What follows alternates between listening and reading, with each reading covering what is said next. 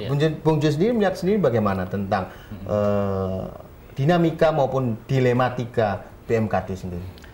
Iya, jadi begini, memang lahirnya BMKT ini karena ada satu persoalan. Nah, persoalan pada tahun 86 seperti yang dikatakan Pak Mulyo Wibisono, itu pengangkatan secara ilegal yang dilakukan oleh Michael Hatcher. Nah, itu dilelang di Balai Lelang Christie, sepeser pun Indonesia tidak mendapatkan. Nah, itu sekitar 15 juta US dollar.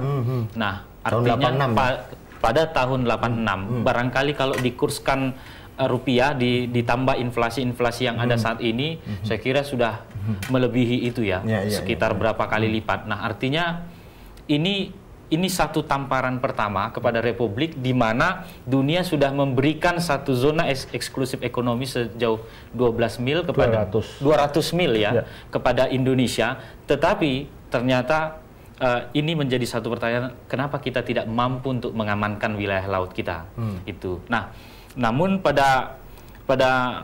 masih pada tahun yang sama itu untuk menelisik lebih jauh tentang pencurian yang dilakukan oleh Michael Hatcher itu sebenarnya dari arkeolog bawah air. Kebetulan ini baru awal-awal diperkenalkan arkeolog bawah air, dan itu Pak Santosa pribadi. Nah, Pak Santosa ini sering disebut Ucok.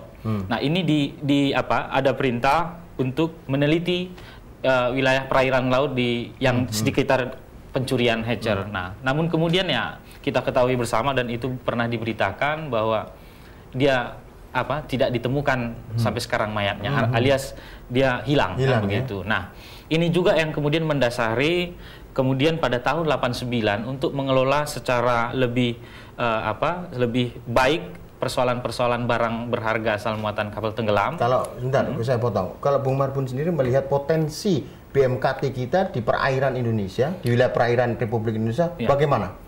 Kalau saya lihat UNESCO aja 500 situs atau bagaimana itu ya? Gimana itu kira-kira? Ya, itu yang mampu dilacak oleh Departemen Kelautan yang saya baca laporan tahunannya itu kan sekitar 624 kalau tidak salah. Artinya melebihi apa yang dikatakan oleh UNESCO. Bahkan menurut berita titik 600 sekian titik ada kapal-kapal tenggelam yang berpotensi di situ membawa luar biasa benda-benda berharga ya.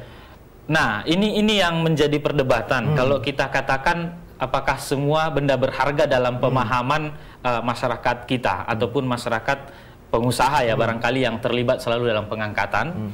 Artinya kapal yang tenggelam itu kan ada dikategorikan dua.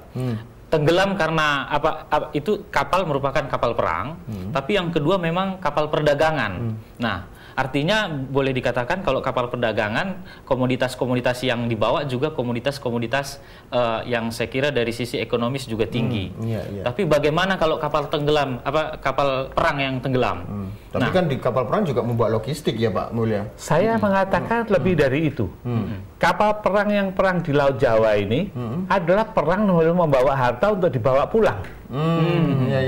Jadi Jepang waktu itu setelah merampas daripada bangsa, itu emas atau apapun berlian itu dibawa dengan kapal perang yang kemudian ditenggelamkan oleh sekutu juga.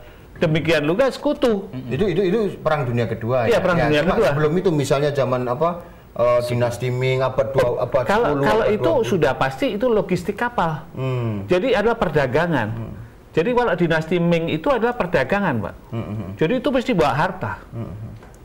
VOC pun juga begitu ya, kapal-kapal Belanda selama menjajah ya. VOC itu Anda bayangkan membawa keuntungan 830 juta gulden. Wah, itu aja dalam periode 30-40 tahun waktu tanam paksa. Oke, nanti menarik ini Pak. Kita menarik bahwa memang luar biasa potensi yang ada di perairan kita ya, khususnya dari BMKT. Wong laut aja tidak bisa kita kelola, ikan aja tidak bisa kelola, ternyata ketambahan rezeki juga ini ya ibaratnya ya. Cuma saya yang tidak bisa mengelola dengan baik. Tapi kita akan lanjutkan di sesi berikutnya. Pemirsa tetap di Inside Strategic Forum.